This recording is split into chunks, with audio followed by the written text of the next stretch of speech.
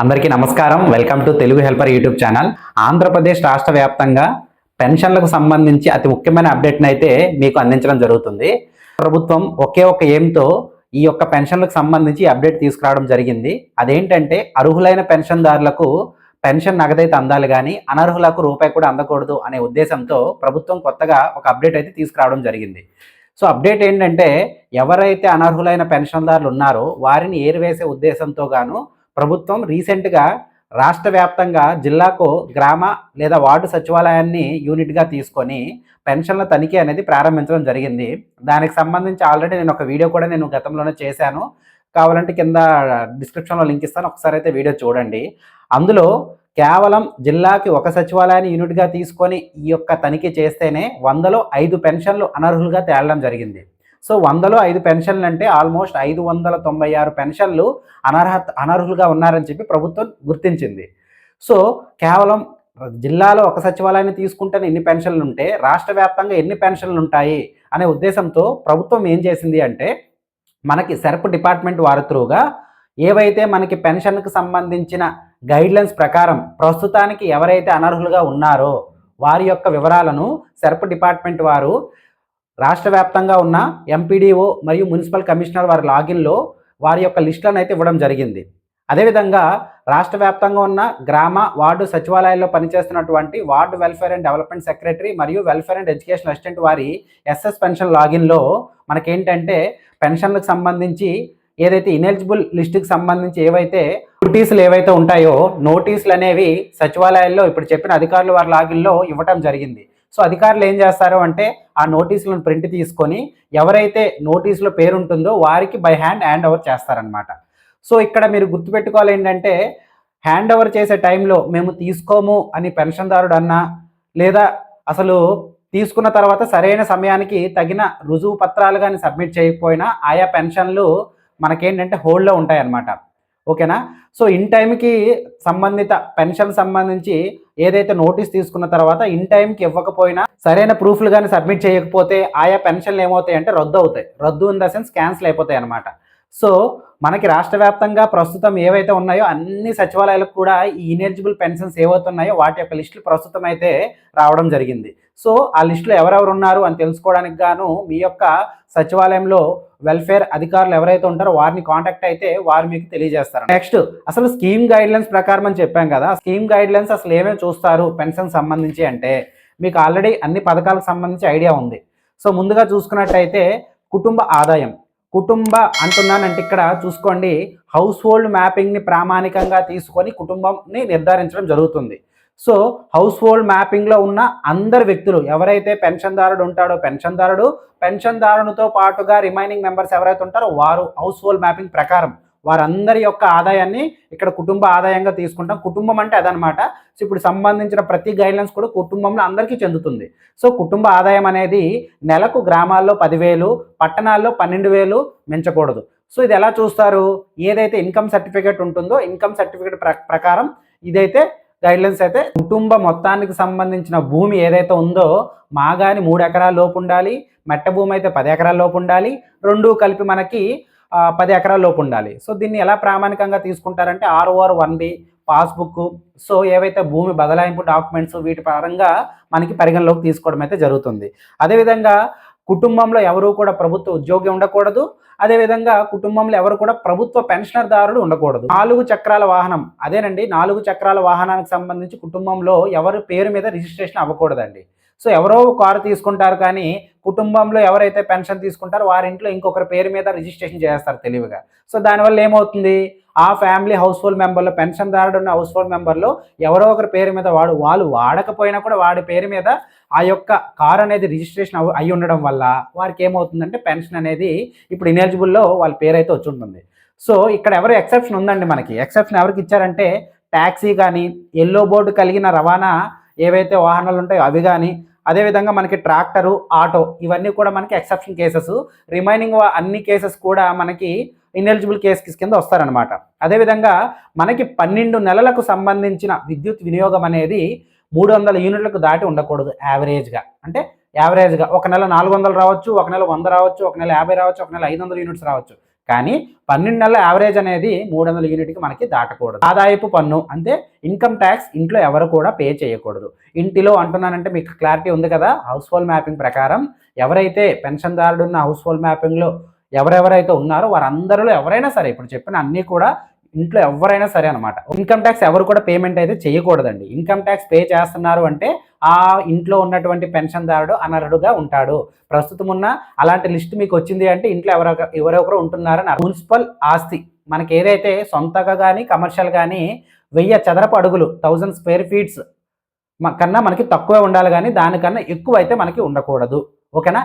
ఇప్పుడు చెప్పిన ఈ స్కీమ్ గైడ్లైన్స్లో మీరు ఏదైతే ఎలిజిబిలిటీకి మించి ఏవైతే ఒక్కటున్నా కూడా మీరు ఇనెలిజిబుల్లోకి వస్తారు. సో ఆటోమేటిక్గా సెరప్ డిపార్ట్మెంట్ వారు ఈ గైడ్లైన్స్ అన్ని కూడా ఆన్లైన్లోనే వ్యాలిడేట్ చేసి ఆ యొక్క లిస్టులను, అనర్హుల లిస్టులను సంబంధిత మండల్ ఎంపీడీఓ కానీ మున్సిపల్ కమిషనర్ వారికి లాగిన్లు అయితే ఇవ్వడం జరిగింది. అదేవిధంగా మీ యొక్క సచివాలయంలో వెల్ఫేర్ అండ్ ఎడ్యుకేషన్ అసిస్టెంట్, అదేవిధంగా ward welfare and development secretary వారి లాగిన్లో కూడా నోటీసులు జనరేట్ చేసే ఆప్షన్ కూడా ఇవ్వడం జరిగింది. సో వన్స్ వాళ్ళు నోటీసులు జనరేట్ చేసి మీకు ముందుగా చెప్పా ఎవరైతే పేర్లు వచ్చాయో వారికి హ్యాండ్ ఓవర్ చేస్తారు. ఇప్పుడు చెప్పిన అక్కడ కారణం ఉంటుందండి, ఎందుకు మీరు ఇనెలిజిబుల్ అయ్యారు, ఎందుకు అనర్హులు అయ్యారని కారణం ఉంటుంది. దానికి తగిన ప్రూఫ్ మీ వద్ద ఉన్నట్టయితే వెంటనే మీరు దాన్ని సబ్మిట్ చేయాలి. ఓకేనా. మీ పేరు మీద గతంలో మీ ఇంట్లో ఎవరో ఒకరి పేరు మీద కానీ మీ పేరు మీద కానీ కార్ రిజిస్ట్రేషన్ చేశారనుకోండి, మీరు తెలుసుకున్న తర్వాత దాన్ని ఏం చేశారు, వేరే వాళ్ళ పేరు మీద మీరు బదలాయించేశారు. సో బదలాయింపు సంబంధించి ట్రాన్స్ఫర్ సంబంధించి సర్టిఫికేట్ మీ దగ్గర ఉంటుంది.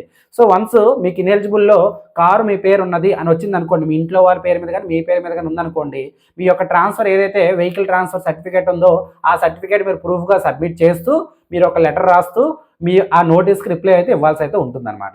అదేవిధంగా ల్యాండ్కి సంబంధించి గతంలో మీ పేరు మీద ఇందాక చెప్పినటువంటి లిమిట్స్లో ల్యాండ్ ఉన్న లిమిట్స్ దాటి ఉన్నప్పటికీ ప్రస్తుతం మీ యొక్క పేరు మీద లేకపోతే మీరేం చేయాలి, ఆర్ఓఆర్ 1Bs కానీ పాస్బుక్ కానీ ఇవన్నీ కూడా జిరాక్స్లు అటాచ్ చేస్తూ లెటర్ కూడా మీరు సంబంధిత మీ యొక్క ఎంపీడీఓకి కానీ మున్సిపల్ కమిషనర్ కానీ లెటర్ అయితే రాయాల్సి. విద్యుత్ వినియోగం కానీ 4 చక్రాల వాహనం కానీ ప్రభుత్వ ఉద్యోగం లేకపోతే హౌస్ హోల్డ్ మ్యాపింగ్ పరంగా లేకపోతే అదేవిధంగా మున్సిపల్ ఆస్తి అన్నిట్లో కూడా అండి ఎలిజిబిలిటీ ఉంటేనే మీరు అర్హులు తప్ప ఈ ఎలిజిబిలిటీ లేకపోతే మాత్రం మీకు పెన్షన్ అయితే రద్దు అయ్యే అవకాశం అయితే ఉంది. ఒక్కొక్క పెన్షనర్కు ఏమేమి చూస్తారు అది కూడా ఒకసారి మాట్లాడుకుందాం. ప్రస్తుతానికైతే మనకు ఓల్డ్ ఏజ్ పెన్షన్ సంబంధించి వయసు అనేది 60 సంవత్సరాలు ఉండాలి.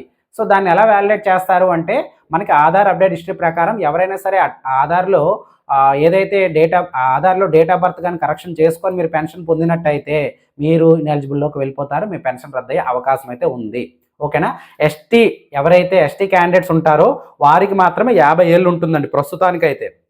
యాజ్ ఆన్ టుడే ఎస్టీ వాళ్ళకి మాత్రం 50 ఏళ్ళు అయితే ఉంది, రిమైనింగ్ వాళ్ళకైతే 60 సంవత్సరాలు నిండి ఉండాలి. ఇది ఎలా నిర్ధారిస్తారంటే ఆధార్ కార్డు చూస్తారు, ఆధార్ అప్డేట్ హిస్టరీ కూడా చెక్ చేస్తారు. అదేవిధంగా వితంతువులు అంటే వీడో ఎవరైతే భర్త చనిపోయి భార్య పెన్షన్ తీసుకుంటున్నారో వారి యొక్క ఏజ్ అనేది మినిమం 18 ఇయర్స్ పూర్తయి ఉండాలి.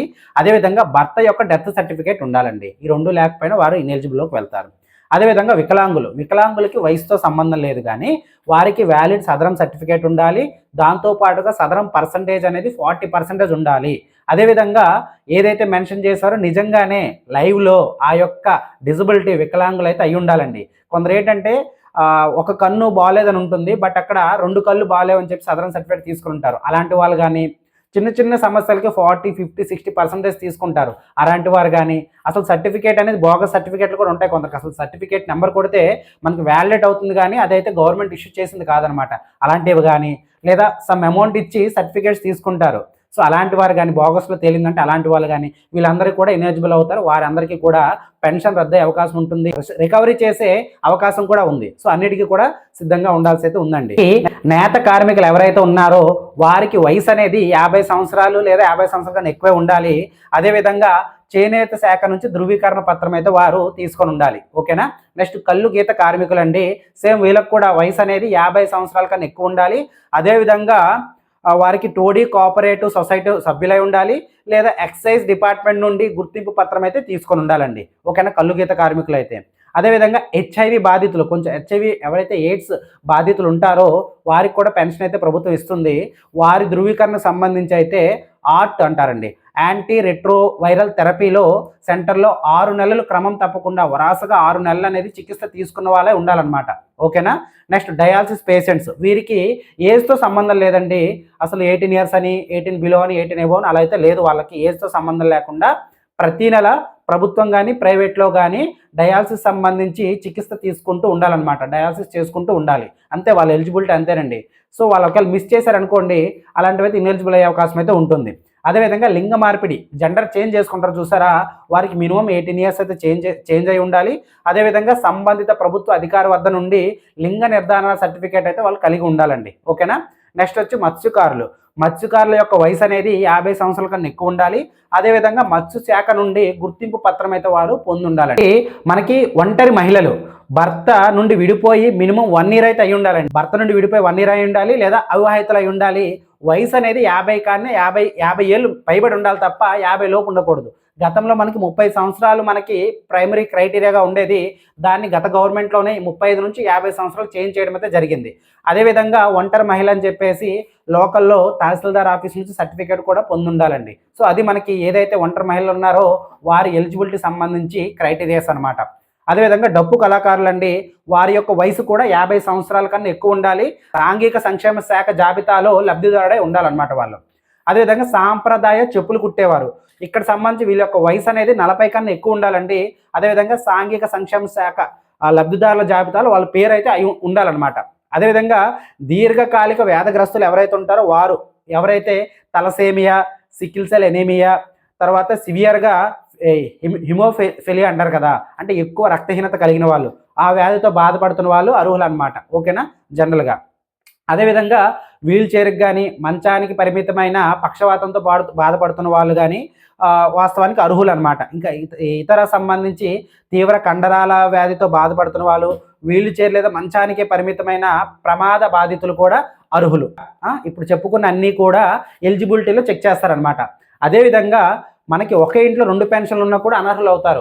ఎప్పుడు ఒకే ఇంట్లో 2 పెన్షన్లు ఉంటే ఎలిజిబుల్ అవుతారంటే, ఒకరు ఓఏపీ పెన్షన్ కానీ ముందు చెప్పుకున్న పెన్షన్స్తో పాటుగా ఎవరైతే వికలాంగుల సర్టిఫికేట్ కలిగి డిజబిలిటీ పెన్షన్ తీసుకుంటున్నారో వారున్నా పర్వాలేదండి. దీర్ఘకాలిక వ్యాధిగ్రస్తులు ఉన్నా కూడా పర్వాలేదండి. ఒకే ఇంట్లో 2 పెన్షన్లు ఉన్నా పర్వాలేదు. అలా కాకుండా 2 ఓఏపీ పెన్షన్లు ఉన్నా వాళ్ళ ఇంట్లో ఒక పెన్షన్ అయితే పోయే అవకాశం అయితే ఉంటుందండి. సో ఇప్పుడు చెప్పిన ఏవైతే అర్హతలు ఏవైతే ఉన్నాయో ఇవన్నీ కూడా, వీటిలో ఏవైనా సరే మీకు ఉన్నాయనుకోండి, నోటీస్ ఇచ్చినా కూడా వెంటనే దానికి సంబంధించి రిప్లై అయితే ఇచ్చేయండి, లేట్ చేయకండి. ఓకేనా. లేట్ చేశారు అంటే మీ యొక్క పెన్షన్ హోల్డ్లోకి వెళ్ళే అవకాశం అయితే ఉంది. హోల్డ్లోకి వెళ్ళిందంటే మరుసటి నెల వచ్చే పెన్షన్ మీకు ఆగిపోతుందండి. మీరు సరైన ప్రూఫ్ సబ్మిట్ చేసేదాకా మీకు పెన్షన్ అయితే రాదు. ఈ విషయాన్ని అయితే గుర్తుపెట్టుకోండి. ఓకేనా. మీకు ఏ డౌట్ ఉన్నా కూడా కామెంట్ సెక్షన్లో తెలియజేయండి. పెన్షన్ సంబంధించి మీకు ప్రతి కామెంట్ కూడా రిప్లై ఇవ్వడం అయితే జరుగుతుంది. వీడియో మీకు నచ్చినట్టయితే లైక్ చేయండి. ఛానల్ ఇప్పటివరకు సబ్స్క్రైబ్ చేయకపోతే సబ్స్క్రైబ్ అయితే చేసుకోండి. ఇంతవరకు వీడియో చూసినందుకు థ్యాంక్ యూ. జై హింద్.